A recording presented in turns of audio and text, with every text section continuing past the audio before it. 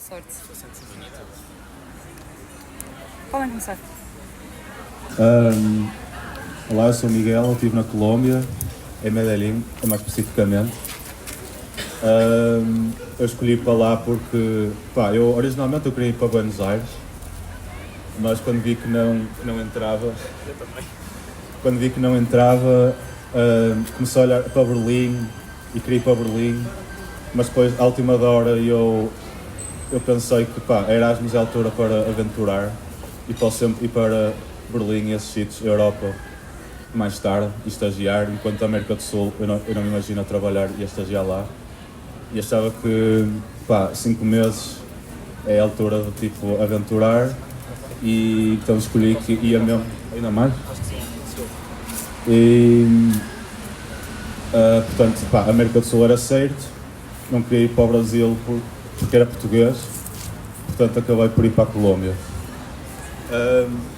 Se forem para a Colômbia, vocês não se vão candidatar a uma cidade, vão se candidatar à universidade, que tem várias sedes pela Colômbia toda, portanto podem basicamente escolher a cidade para onde querem ir. Eu escolhi Medellín porque eu falei com um gajo colombiano que estava cá e ele disse-me que era melhor e que é mais seguro, e portanto escolhi para lá. Pronto. Começando a falar sobre a faculdade, só precisamos escolher 4 cadeiras, portanto eu tinha um fim de semana de 4 dias e meio, que era ótimo, e por acaso tive sorte porque as cadeiras que eu tive até eram fixe, portanto tive o bom todo dos dois mundos. É preciso trabalhar um bocado, não é daquelas experiências que não se faz nada, mas é fácil tirar boas notas. Eu tive uma média de 17,5, uma coisa assim do género, mas baixaram para 16 cá. Eu estou em espanhol, portanto aconselho a aprenderem um bocadinho antes. Eu só sabia falar inglês, não percebi nada de espanhol, mas safei-me. Mas depois, para falarem com o pessoal de lá e mostrarem mais a vossa personalidade com os colombianos e tal, mais vale aprenderem um bocadinho. Porque eu dei-me bem, o pessoal lá é mesmo hospitaleiro e recebem mesmo bem, mas pronto, falta sempre alguma coisa na conexão, se não saberem falar a língua deles. As cadeiras acho que é muito importante agora, mas o projeto é fácil, mas lá há entregas em cada 2 semanas, portanto houve 7 entregas num semestre, e o pessoal lá é muito bom na comunicação, fazem todos tipo axonometria explodidas e gráficos e cortes perspectivados e rendas todos XPTO, mas depois a projeto acho que não são nada especial. Portanto lá é um bocado ao contrário daqui. Aqui nós temos de fazer o mínimo de desenhos e o melhor possível, lá é o máximo de desenhos, ao ponto de eu cheguei a perguntar a uns colegas porque é que eles faziam aquele desenho e eles diziam que nem eles sabiam e só faziam porque o professor pedia. Portanto, eu identifico um bocado mais com a nossa forma, mas pronto. Passando agora para o campus, aquilo é um campus fechado, o que é bom, já vão perceber porquê, portanto é seguro. Aquilo é basicamente um parque gigante, o campus, e tem spots para fazer o que quiserem, há imensos restaurantes, há imensos sítios para estar com o pessoal, eventos tudo o que quiserem lá.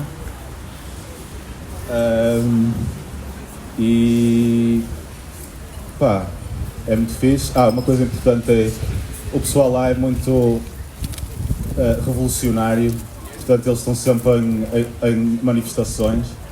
As faculdades todas e o campus todos estão todos grafitados com mensagens políticas e não sei o quê, mais para a esquerda, e eles estão sempre em greves. E quando eu estive lá foi historicamente o semestre mais calmo de sempre, porque o semestre a seguir já houve uma greve de 4 meses em que não houve aulas. Portanto, porque acho que foi o reitor da faculdade, foi nomeado de uma forma não muito democrática, então eles, 4 meses de greve sem aula. Até acho que há uns anos que meteram bombas em greves e arrebentaram com caixas multibanco, portanto o pessoal é mesmo hardcore lá em manifestações.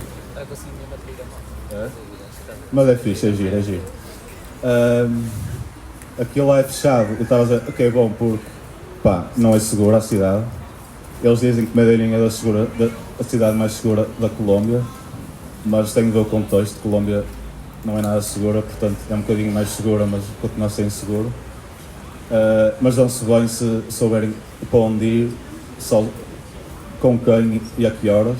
Eu na primeira semana eu não sabia, eu fui logo assaltado, pumba, roubaram-me tudo. Mas tirando isso, pá, o povo é espetacular, são mesmo simpáticos e hospitaleiros, recebem e adoram receber-nos, a vida do voo é espetacular, há sítios seguros que dá para estar, há um ao lado da faculdade que eu ia para lá seguir as aulas dias todos, só com o pessoal, e estava-se mesmo bem. A comida é muito fraca na Colômbia, pior coisa da Colômbia. Os ingredientes são bons, mas eles não têm gastronomia nenhuma, é fraco, mas é muito barato, portanto eu comi fora 2/3 das vezes. A cidade é gigante e pá, o Uber é a coisa mais barata do mundo, portanto eu andava de Uber para todo lado. Olha, por cima eles têm Uber Nota lá, que é tipo metade do preço, portanto ficava pá, a €1 Uber e pá, é uma experiência de rir porque o trânsito lá é completamente caótico, então vale a pena gastar dinheiro em Uber Notas. Pá, e depois também pá, o metro e os autocarros não funcionam assim tão bem, acho eu, e é que é tipo 70 cêntimos ou assim. Portanto, eu andei sempre de Uber. Mais coisas. Pá, eu gastava, o meu orçamento eram €600 por dia. Ia. Ai, por dia. Por mês. 230 era para a casa, para o quarto, e tinha um quarto espetacular. Pá, não era numa zona boa, eu não podia sair de casa à noite a pé, mas era. Pá, mas estava no meio das pessoas locais e eu queria isso. Portanto é muito barato, eu gastava 600 e andava para todo lado, portanto acaba por ser muito barato.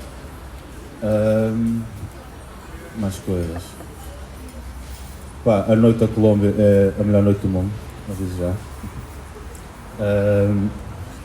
É muito reggaeton, o que eu não gosto, mas acabei por sair com as pessoas certas, portanto divertia-me na mesma.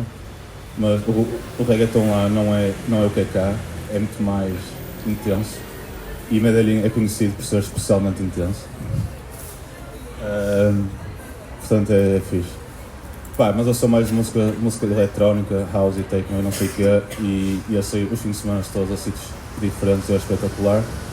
O pessoal lá adora dançar e não tem vergonha, dançam mesmo muito e dançam muito bem. Portanto, até eu que era um totó que não dançava nada, acabei por me soltar um bocado lá. Portanto, muito fixe. Não sei se me estou a esquecer de alguma coisa, mas pá, depois eu não fiz mochilão, mas tive um mês a viajar dentro da Colômbia e pá, precisava de um ano para ver tudo, porque aquilo é gigante e acho que não preciso dizer que é dos países mais bonitos do mundo. Tem tudo, desde praia das Caraíbas a mar Pacífico, a sítios com neve, cidades gigantes, aldeias pequenas, tem tudo, florestas tropicais, tem tudo. Mais coisas. Lá não há estações, é tudo à volta de 20, 23 graus o ano inteiro, só tem estações de chuva e estações secas.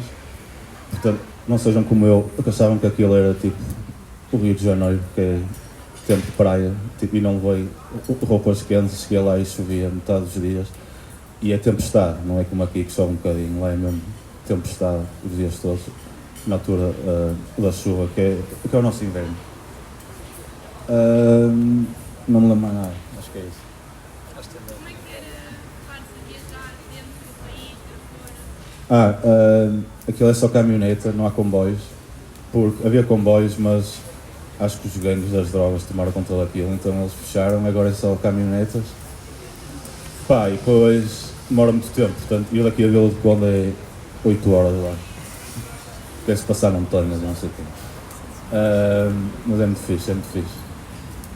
Portanto, eu aconselho, pá, a nível de arquitetura não é nada especial, portanto se quiserem uma experiência muito inspiradora de arquitetura e ensino e não sei o que, pá, eu não aconselho. Colômbia, mas quiser ir uma aventura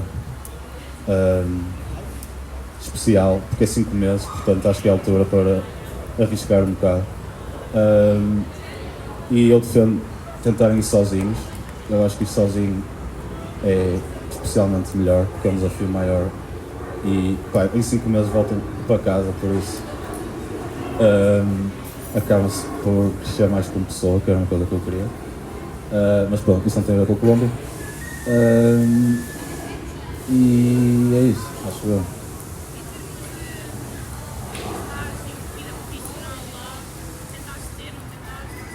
Não tentei estagiar lá porque não me interessava. Queria vir para cá, mas depois não consegui cá, por isso.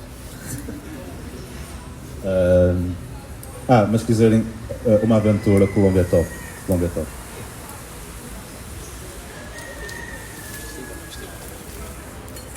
Ouve-se.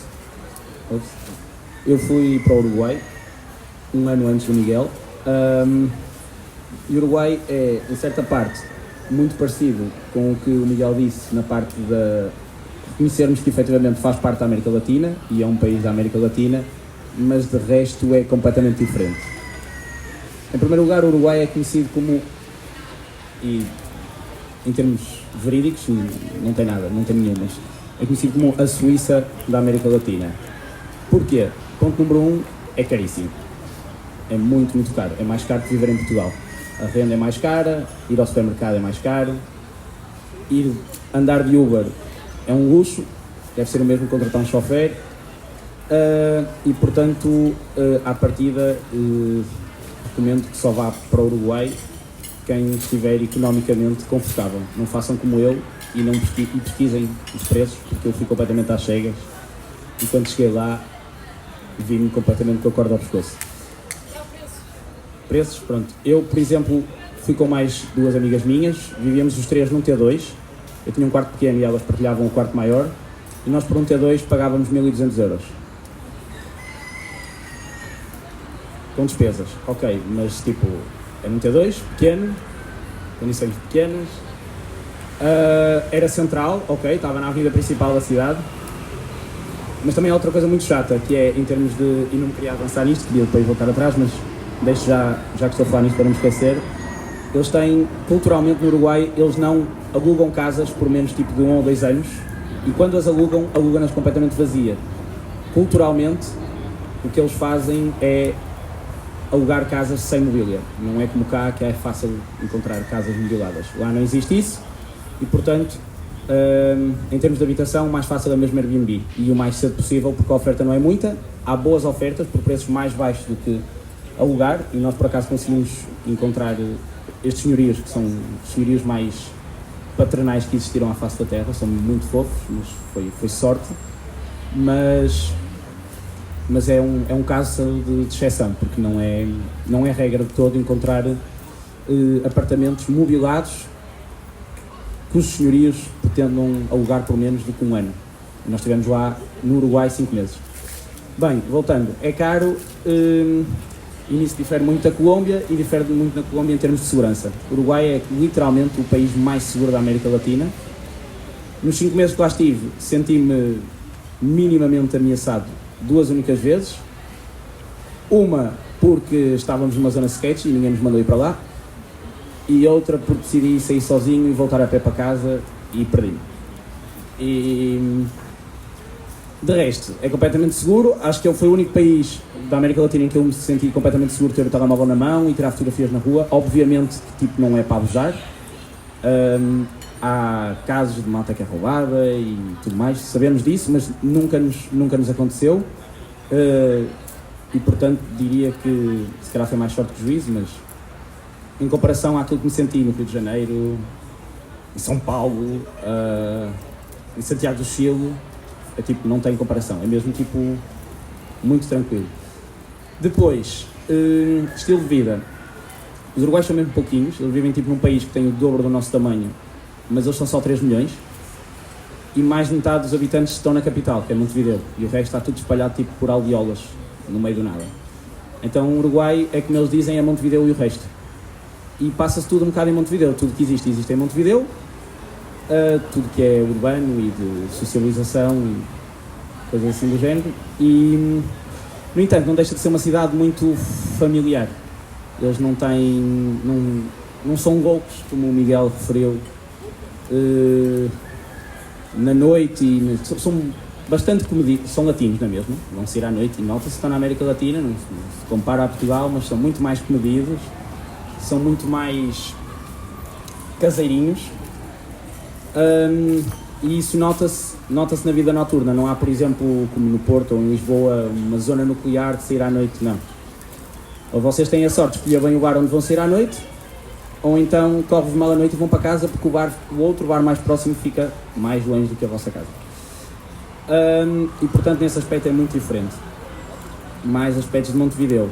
Montevideo é uma cidade plana, completamente plana, não acontece nada em termos de relevo, e por isso é uma cidade muito fácil de andar a pé. Ela é muito grande a comparar com as cidades que temos cá em Portugal, mas na América Latina é das mais pequenas. Buenos Aires tem 17 milhões, Montevideo tem 1,5 milhão. No entanto é enorme. Mas exatamente por ser plano é muito fácil de andar a pé. Nós íamos sempre a pé para a faculdade e voltávamos, e quase tudo que fazíamos a pé, exceto quando íamos à praia. Montevideo tem uma coisa boa, que é, apesar de ficar virada para o rio, a largura do rio está na foz e tem 200 km, portanto a sensação de praia é que é uma praia de mar, não se vê o outro lado da costa, e portanto dá a sensação de uma cidade costeira, não a sendo. Isso foi o melhor plus, porque a partir de novembro nós íamos constantemente à praia, depois das aulas ou nos dias em que não tínhamos aulas. E isso é muito bom. Não é nenhum Rio de Janeiro a praia, atenção, não deixa de ser uma praia fluvial, mas dá outro encanto à cidade que noutros pontos a cidade peca muito. Não tem metro, está completamente perdida no tempo. Eles deixaram de investir em transportes há muito tempo.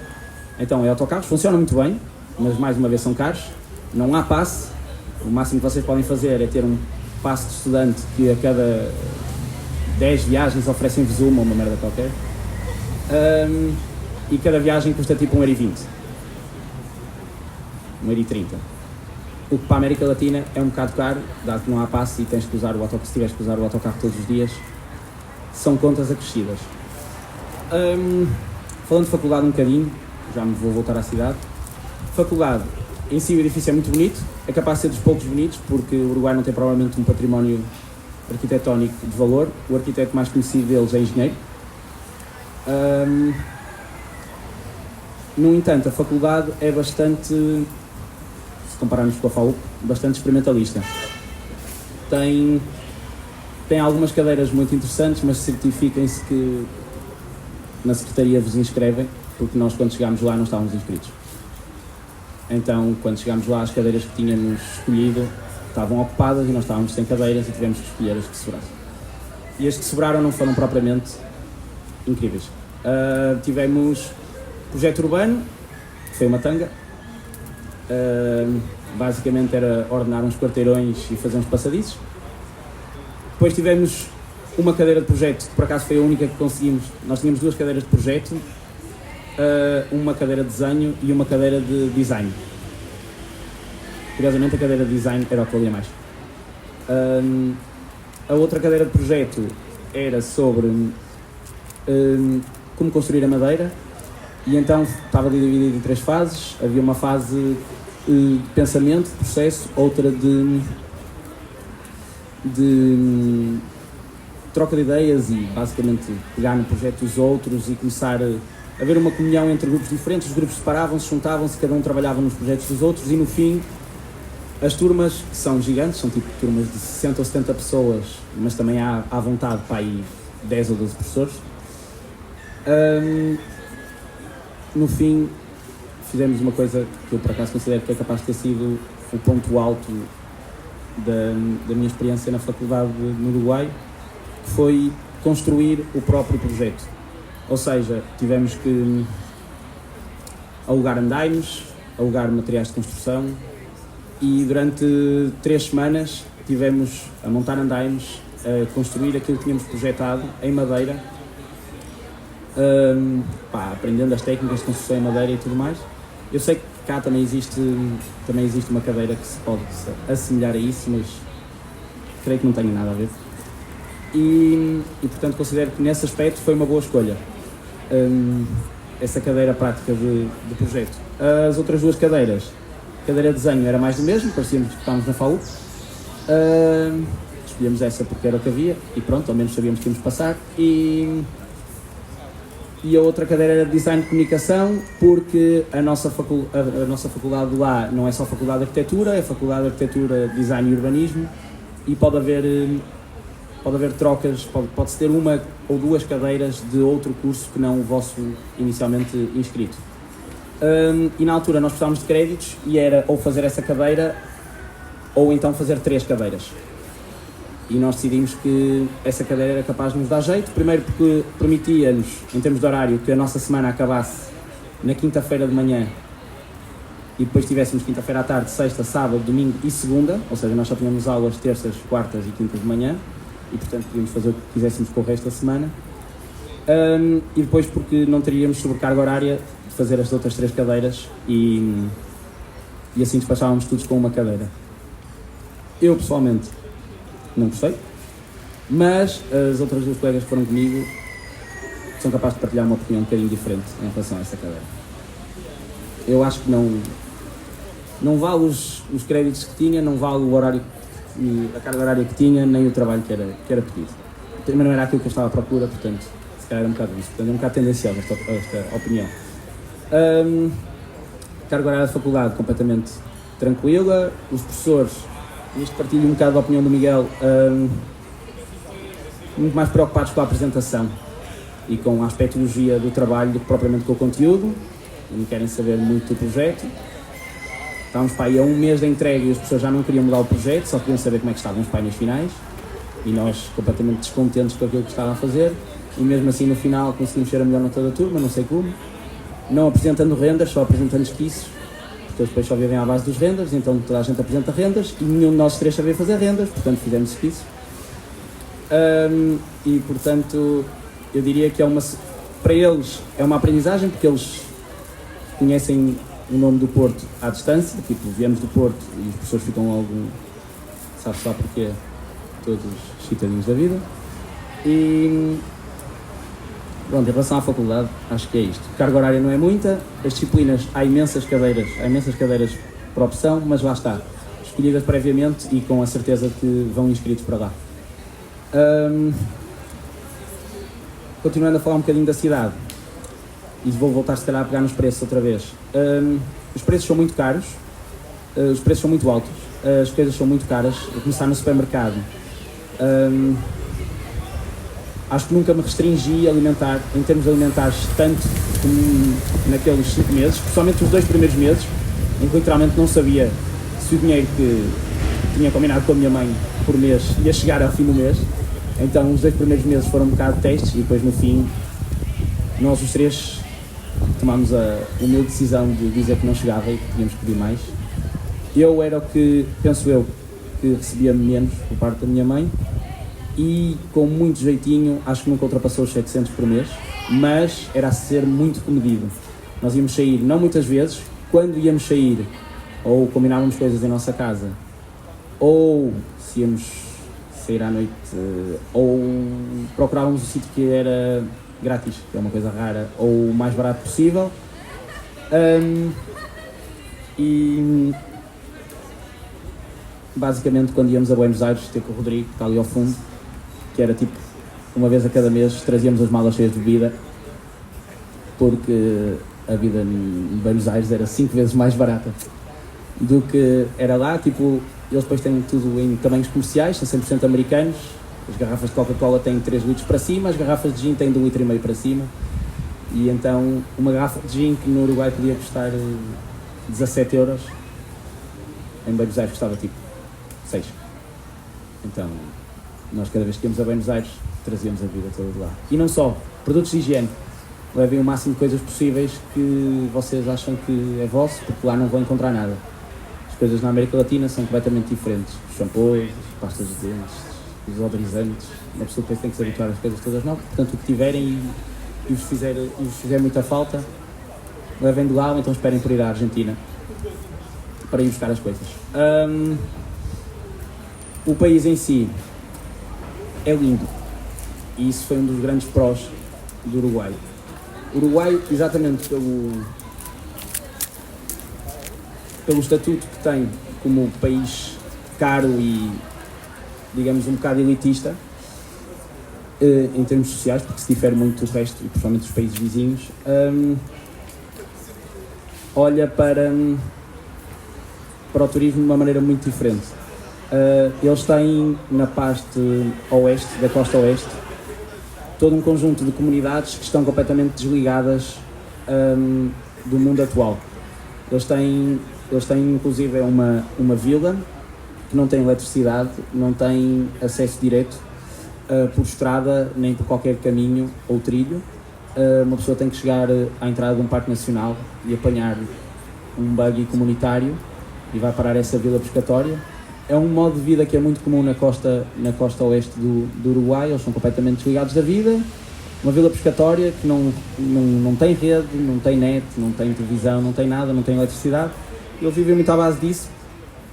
E eu diria que os 10 dias que passei a fazer a costa é capaz de ter sido dos melhores dias do meu mochilão, porque, e na por cima foi o início, foi tipo um choque tremendo estar a viver e estar a compactuar com metrópoles como, por exemplo, Buenos Aires, que ficava ali mesmo do outro lado do rio, e depois não sei, não consigo explicar. É paz de espírito, não consigo arranjar algo que possa descrever isso. Ao contrário de Miguel, eu fiz mochilão. Eu comecei mochilão no dia 10 de dezembro, acho eu, ou 11, e cheguei a Portugal no dia 26 de fevereiro, acho eu. Portanto, 2 meses e meio, sensivelmente. Nesses 2 meses e meio também gastei mais do que eu queria, mas também diria que fiz mais do que me propus fazer, portanto não me sinto arrependido de ter gasto tanto. O mochilão é uma experiência que, para quem gosta de viajar, não tentando repetir-me muito, porque sei que ontem já falaram de mochilão, para quem gosta de viajar e para quem gosta de conhecer sítios novos, com pessoas novas e culturas novas ou diferentes, é uma oportunidade única. Eu continuo a achar que se a altura e a idade ideal para fazer esta viagem é agora. Posso-vos garantir que acho que não teria a mesma predisposição para fazer o que fiz na altura e ainda só passaram 2 anos. E é uma experiência, sem dúvida, que acho que não se volta a ter lá. Eu não fui a todos os sítios que queria, mas ao mesmo tempo tenho a noção que a todos os sítios que fui não preciso de voltar, ou seja, não gostava imenso de voltar a muitos sítios, mas eu passei mais 3 semanas na Argentina, mais 3 semanas na Bolívia, passei um pouco menos tempo no Chile, mas também passei quase 3 semanas no Brasil e sinto que foi uma experiência bastante enriquecedora. Tal como o Miguel disse ontem, sem dúvida a Bolívia é capaz de ser a melhor surpresa e o destino mais impressionante onde alguma vez fui, e sem dúvida é, na minha opinião, algo obrigatório a incluir num mochilão que pelo menos passe perto desse sítio. O que é que eu vos posso dizer mais?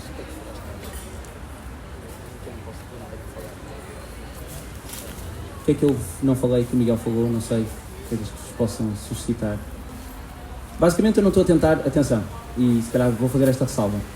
Eu gostei do Uruguai, mas não amei o Uruguai, e se tivesse que escolher, provavelmente não voltava a escolher. Mas muito porque não fui mentalmente preparado para os preços que tem. Porque o Uruguai em si tem bastantes pontos positivos, simplesmente os pontos negativos pesaram tanto, e eu não estava de todo a contar com eles, que acho que acabei por acusar muito o cansaço e o estar farto da cidade e do país, muito se calhar sem justificação, sem justa causa, porque efetivamente tem muito para oferecer. Eu sinto que no fim já estava, por teimosia, a acusar o cansaço e a ganhar uma certa uma raivazinha, mas é só porque foi o problema da faculdade, depois eles não têm, é preciso ter muito cuidado com os bancos para não pagar taxas e começaram a acumular-se muitos problemas logo no primeiro mês e acho que estes problemas que tivemos no primeiro mês moldaram um bocadinho os 4 meses seguintes que tivemos no Uruguai.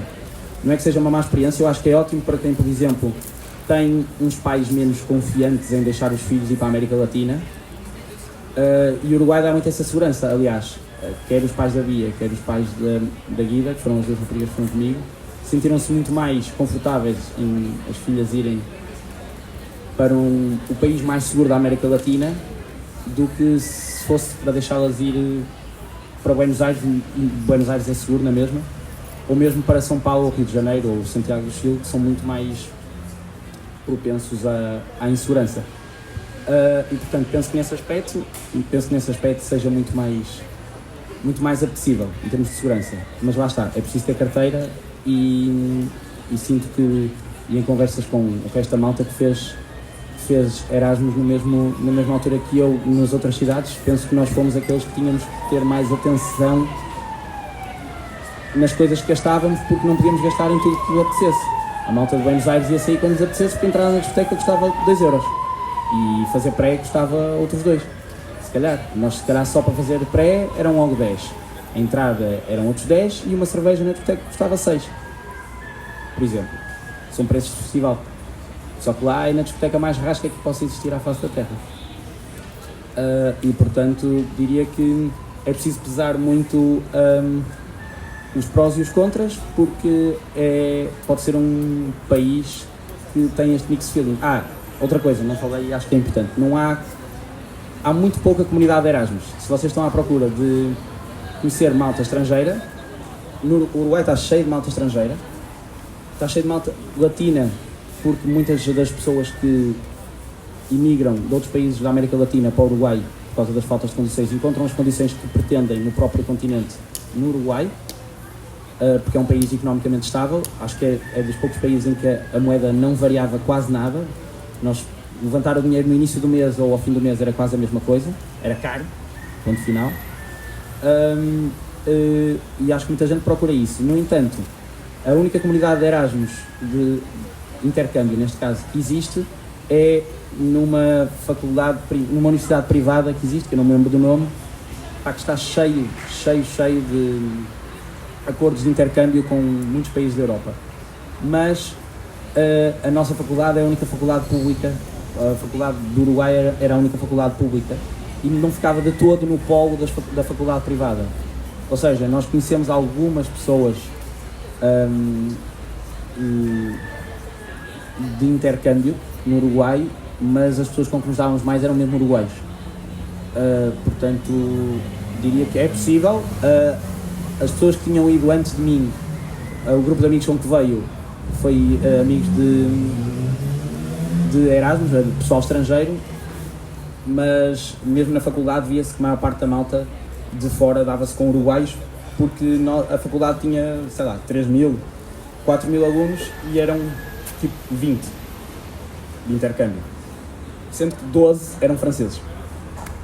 Portanto não há uma comunidade enorme de malta estrangeira, portanto estão à espera disso e é um grande requisito da vossa parte. O Uruguai diria que é um não redondo.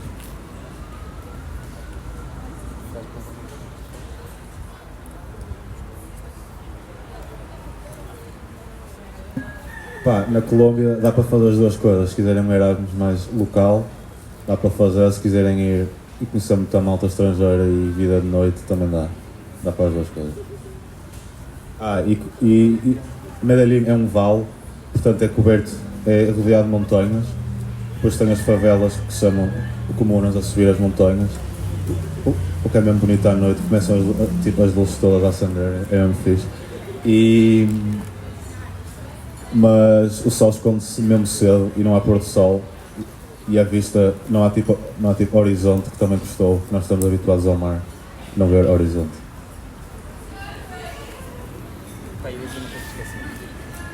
Eu ia dizer uma coisa e esqueci-me. Era em relação ao estágio, por causa da pergunta da Sofia ao bocado, e eu lembrei-me disso agora. Existe a oportunidade de fazer isso. Não é muito difícil. Eu conhecia muita malta na minha turma que como os horários, como puderam ver, a carga horária não é muito exigente, portanto faziam estágios, mas ganha-se mal em comparação ao custo de vida. Ou seja, eu diria que está na ordem dos preços que são pagos noutros países, da América Latina, por exemplo, ou se calhar um bocadinho mais, mas dado que o custo de vida é bastante mais elevado, eu não sei se compensa, dado ao custo que tem a cidade e que tem a vida lá, portanto, acho que lá está, é uma opção. Ou seja, vocês nunca seriam autossustentáveis por si só ganhar daquilo que ganham do estágio no Uruguai, portanto, seria uma opção individual de cada um, sabendo que precisavam de tirar do vosso próprio bolso também.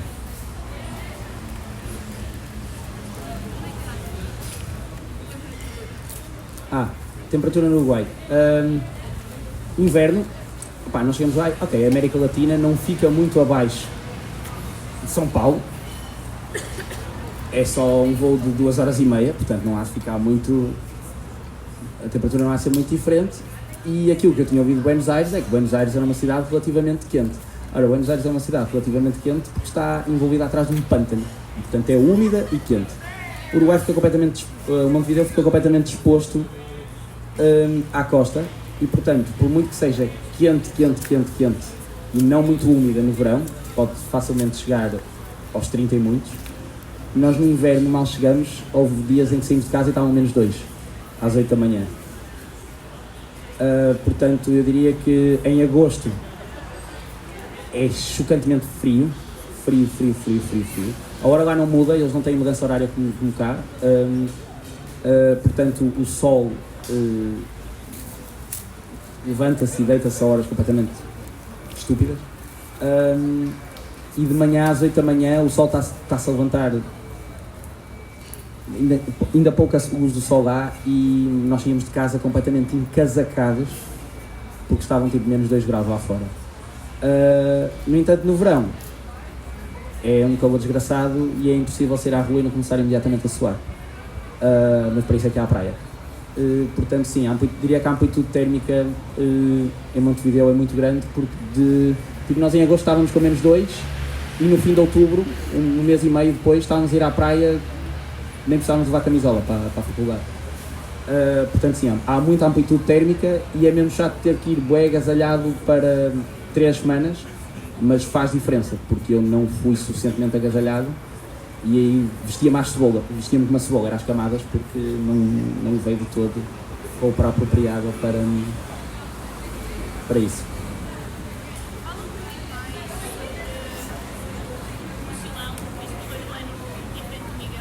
Sim, eu fiz mochilão no ano a seguir ao Covid, portanto a economia estava a recuperar um bocadinho e os preços foram um bocadinho mais caros do que aquilo que a malta no ano a seguir fez. O Miguel ontem que falou sobre São Paulo foi a mais sítios que eu, que fez menos 15 dias, mas foi a mais sítios que eu e gastou menos que eu. Exatamente, a economia estava a recuperar, os preços são um bocadinho caros, há certas e determinadas coisas que são caras mas que compensam fazer, tipo, não sei, isto depende da experiência de cada um, mas por exemplo, há uma cidadezinha na costa da Argentina que se chama Puerto Madryn, em que nós alugámos tipo um serviço de barco que nos levou para o caralho no meio do mar e tivemos a nadar com leões marinhos. Há certas experiências que valem a pena e que são caras, mas que compensam. Tendo em conta que convém reservar isso com o máximo de antecedência, porque quanto mais perto da hora, mais caro pode ficar, e pode não haver datas disponíveis para quando vocês estão naquele determinado dia no mochilão. Acho que a maneira como se organiza o mochilão depende de cada um, porque há malta que prefere comprar os voos com a máxima antecedência e gosta de ter tudo planeado, e há malta que gosta de viajar e ir descobrindo as coisas. No nosso caso, eu acho que nós tentamos fazer um misto de coisas, que é, há coisas que temos de ter garantidas, que são voos e casa, e isso nós se calhar reservávamos ou agendávamos com a mínima antecedência, o resto íamos vendo consoante aquilo que nos falavam, nas centrais de caminhonagem, daquilo que ouvíamos de outra malta com que nos cruzávamos, com que mesmo os locais, fez muita diferença falar com os locais, porque muitas das vezes os locais falam-nos daquilo que ainda não é turístico, que a malta, que as outras pessoas que estão a fazer mochilão, os outros internacionais, não sabem, e isso é muito bom. E na Bolívia o que me valeu provavelmente até foi isso, foi descobrir as pequenas cidades que não são turísticas, em que tu não vês uma única pessoa branca. A parte da Bolívia fiz com a minha prima e nós éramos completamente outsiders, não havia maneira nenhuma de nos fazermos passar por quem quer que fosse, porque éramos os únicos diferentes lá, porque depois a malta na Bolívia a malta no centro da Bolívia, por exemplo, no Uruguai houve muita comunidade europeia que nos últimos 100, 150 anos foi para lá, ou seja, nota-se um misto cultural muito grande. Na Bolívia não. O interior da Bolívia parece que está completamente esquecido, porque não é sequer visitado pelos turistas. Então, isso é uma das coisas que me encanta na Bolívia, é exatamente o facto de não ter sido descoberta como outras zonas da América Latina. E portanto eu diria que a organização do mochilão depende muito de cada um, mas há certas e determinadas coisas que compensam agendar e reservar antes, e outras que não. Inclusive percursos, porque a América Latina é demasiado grande e a oferta que tem em termos de deslocações não são assim tantas, porque eles não têm comboios lá, os aviões são particularmente caros e os autocarros, como são a única, se for comprar em cima da hora não há autocarros. Nós tivemos, por exemplo, um problema que foi um dia antes da véspera de Natal, nós tínhamos que ir para uma cidade para depois no dia de Natal apanharmos um voo. Quando chegámos à central de caminhagem, ainda tínhamos 3 dias de antecedência, tentámos comprar o bilhete de autocarro para ir para a outra cidade para apanharmos o voo, e não havia, por ser Natal, não havia autocarros até 2 semanas depois, uma semana e meia, uma coisa qualquer, e depois não há voos, não há nada, e as coisas têm que ser vistas com antecedência, e nós derretemos muito dinheiro para alugarmos um carro e fazermos uma viagem seguida de 22 horas de carro, porque atravessámos metade da Patagónia de carro, porque tínhamos que chegar lá e porque senão íamos perder o voo e íamos perder tudo o que tínhamos pago para o destino seguinte. E portanto as coisas têm que ser vistas com cuidado. Foi claramente estupidez da nossa parte, estávamos no início do nosso mochilão. Acho que a partir daí as coisas também começaram a correr um bocadinho melhor, porque vimos que não podíamos fazer as coisas com demasiada liberdade. As pessoas vamos acabar por gastar mais dinheiro do que aquilo que estão à espera, portanto deixem um bocadinho de parte. Há de se cometer erros, porque as coisas não correm sempre como planeadas. São 2 meses e meio de viagem, e em 2 meses e meio de viagem de um país que não se conhece, numa língua que não é a nossa, há sempre alguma coisa que não corre como planeado. E, portanto, a falar da língua, o Miguel Alcácer falou de espanhol. No Uruguai eles falam espanhol, claramente, mas é um espanhol muito, no Uruguai e na Argentina, é um espanhol muito parecido ao português, por estranho que pareça, porque eles não dizem, por exemplo, eles não dizem proyecto, como dizem noutras cidades, eles dizem proxecto. Todos os Ys e os duplo Ls e palavras assim do género, eles falam com X, portanto a língua é muito mais fácil de perceber, e acho que não foi de toda uma barreira. Só a Guida é que tinha tido espanhol no secundário e sabe lá Deus o que é que isso vale, e saímos de lá a comunicar perfeitamente, as apresentações orais fazem-se na boa, as conversas com os senhorios, o contrato, nós saímos capazes de falar, comunicar e escrever em espanhol completamente tranquilo. É uma língua consideravelmente parecida, e em termos orais, quer na Argentina, quer no Uruguai, por muito que o sotaque seja diferente do espanhol que podemos estar habituados a ouvir de Espanha, é algo muito, é quase uma mistura entre o português, o galego. Não difere muito disso, é muito fácil de perceber. Portanto é isto, o mochilão acho que é uma experiência, depende de cada um, há quem não faça e não se arrependa, há quem faça e se arrependa de não ter feito mais. Eu arrependo-me de ter feito tanto tempo, a da altura 2 meses e meio é demais, sentes falta do teu próprio espaço e de estar calmo e não estressado à espera de voos, autocarros, mudar de apartamentos, fazer a mala, desfazer a mala, é cansativo, mas lá está. Por isso é que eu digo, eu penso que hoje não teria a predisposição para fazer aquilo que fiz há 2 anos atrás, porque acho que depende muito de... Já vimos com a bagagem de Erasmus, 5 meses, quem fez 5 meses de Erasmus faz 2 meses de mochilão, mas agora assim de repente, com mais 2 anos em cima, andar a pé o que andei, com a mochila, apesar do que pesa, atrás de mim, não sei se teria a mesma vontade e disposição, lá está.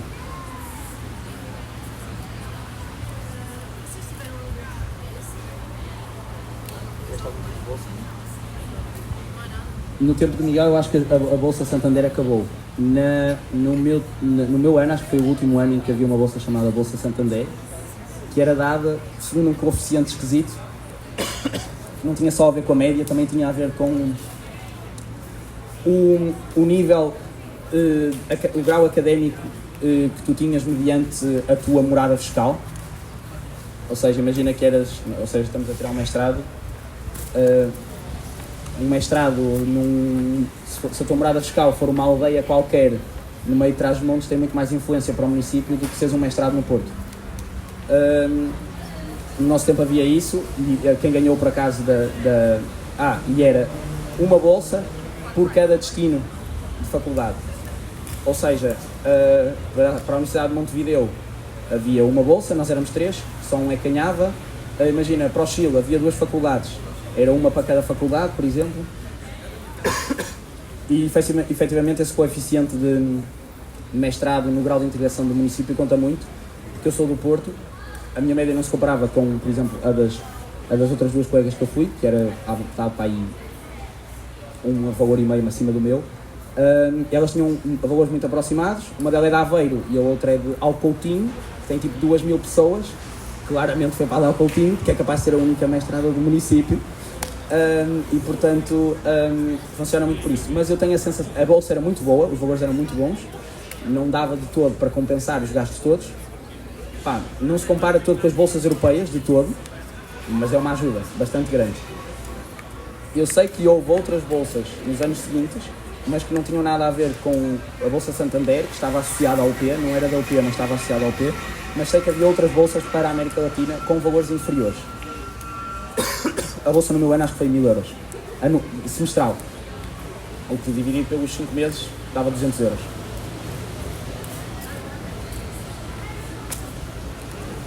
Perguntas? Não? Ok. Obrigada. Nada.